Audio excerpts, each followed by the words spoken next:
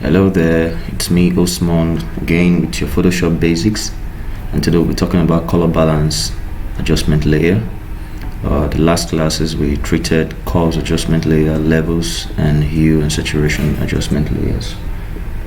Okay, so today we'll be treating color balance adjustment layers, and before we go into that, I want us to understand some basics about color balancing. It's a very powerful adjustment layer, but it needs some ground knowledge about it or how it works before we can use it. First of all, the color balance adjustment layer, let me just open to it. I'll first of all group all this and group all this too. I just quickly did this so that it doesn't take us time before the class. So I've grouped all this, then I just applied a color balance adjustment layer. Okay, let's put it on this one first. Okay, so on this artboard one, I have the color balance adjustment layer. It's doing nothing for now, but I just want us to fix our eyes on the property panel. The property panel here, let me pull this out quickly.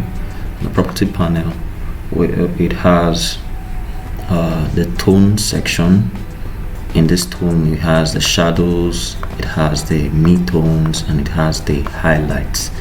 That's the tone property. It has the shadows, the midtones, and the highlights. Each of these tones, either shadows or midtones or highlights, has these adjustments that we can make.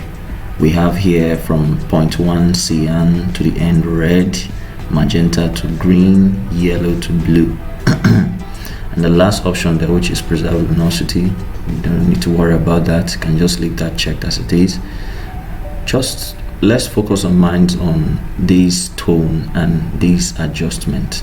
So to explain this further, I already have the tones shown here, and we have the shadows, we have the midtones, and we have the highlight. The shadows are the darkest areas of the image. Okay, just a simple way to describe the shadows is the darkest area of an image. It doesn't matter if the image casted a shadow or does not have a shadow, it's just the darkest area of the image.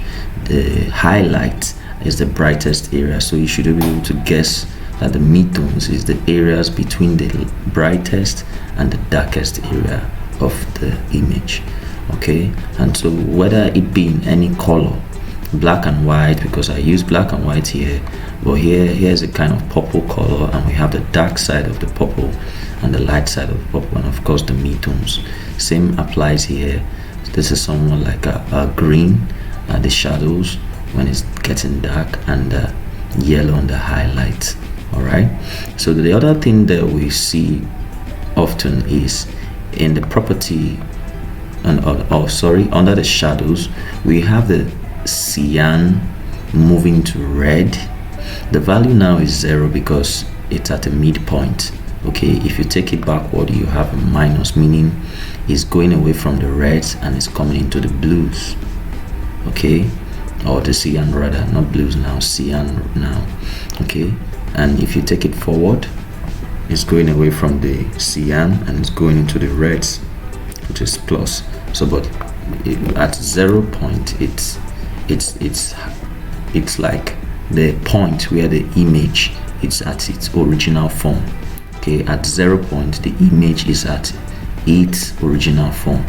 Okay, any attempt to take it to the right side or the red side is trying to make the shadows have more reds. That's what it means. And any attempt to remove it from the red side is trying to make the shadows of the image have more blues. And now let's have an example of what's happening here. Let's first of all put this at 0. Yeah, and send this back to this place so we can have enough working space. All right, so first of all, the explanation I just gave is just what's going on here, but we might come back to this. So first of all, we already have this adjustment layer applied to artboard 1.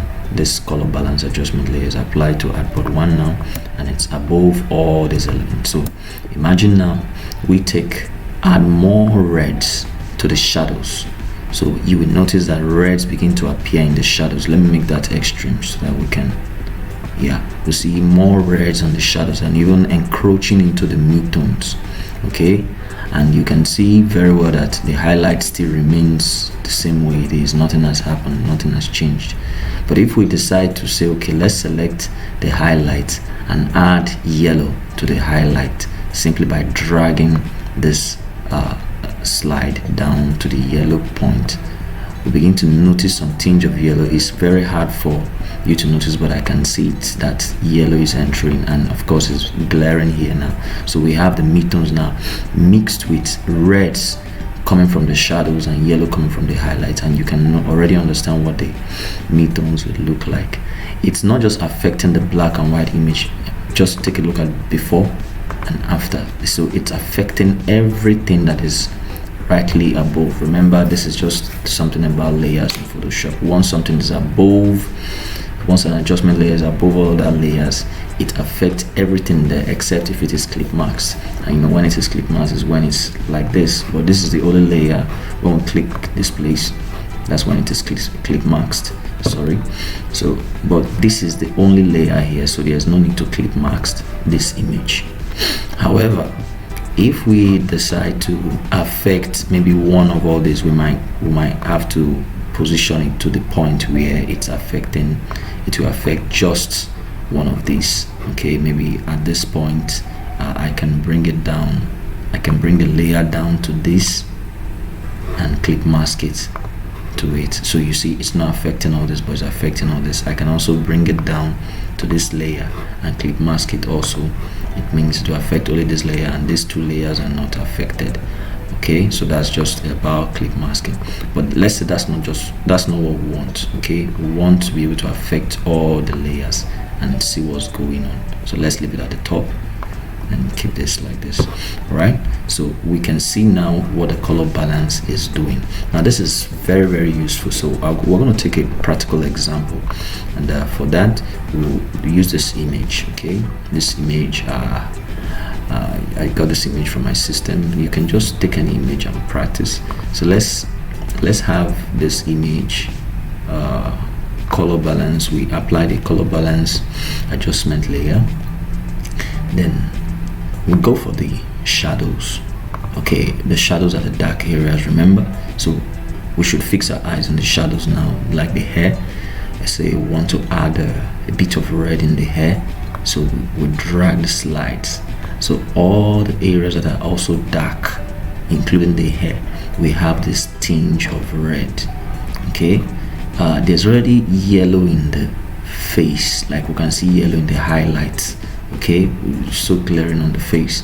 But let's say we want to take that away, so we'll go to the highlights and remove yellows, and you already know what you're going to introduce: blues. Okay, we're going to introduce blues, and so somehow the blues will encroach into some areas. Of course, it's normal. So let's use the midtones now to balance it, to add reds to the midtones. Okay, so that maybe we can go back to the highlight and make the blues more extreme, and maybe add a little bit, something like that. So look at the before and look at the after. So it looks like there's a reflection coming from that side, like it's a more bright morning sun coming from that side. Okay, rather than evening time. So this is something color balance can help to do. Let's take one more example. Let's now look at this picture here and add color balance adjustment layer. Now I'll target the shadows and add more reds. Okay, I want it to be obvious. Look at the before and look at the after. So you can just see how it pops out the image. The image looks richer right now. Okay, we can decide to go for the mid-tones and add a little bit of yellow to the mid-tones. And look at it before, look at it after. It's very rich right now. Okay, so let's try another image. And yeah, this image is a design, so you don't think it's just image. We can also apply it to designs.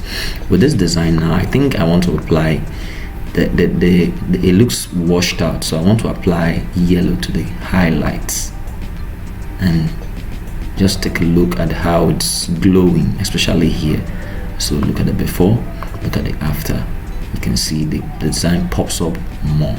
Okay, so and the last example, of course, you remember this image from our last class, curves. So let's look at color balance, what color balance we do different from what curves we do. So we'll go for the shadows for this, and I think I want to add more green, okay, to this image, so it looks like rich filled kind of green.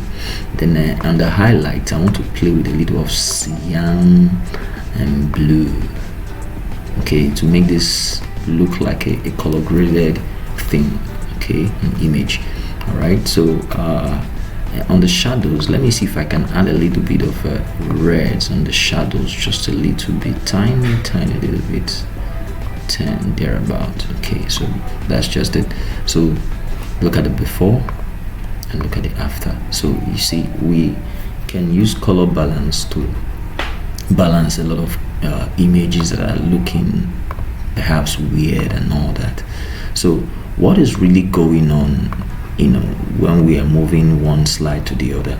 Actually, in Photoshop, many application programs, not just Photoshop, but the opposite of red is cyan, and the opposite of green is magenta, and the opposite of blue is yellow.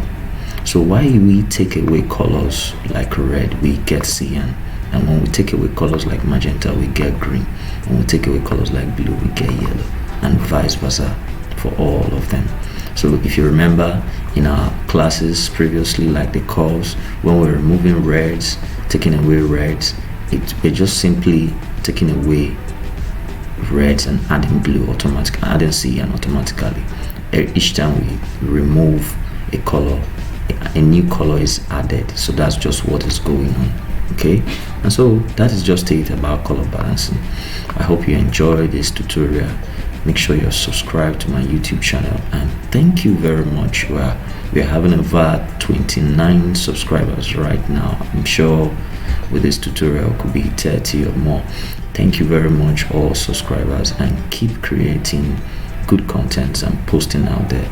Don't forget to join our masterclass, and make sure to hit the bell notification icon so you can know whenever I drop a post or a video. Until next time, peace.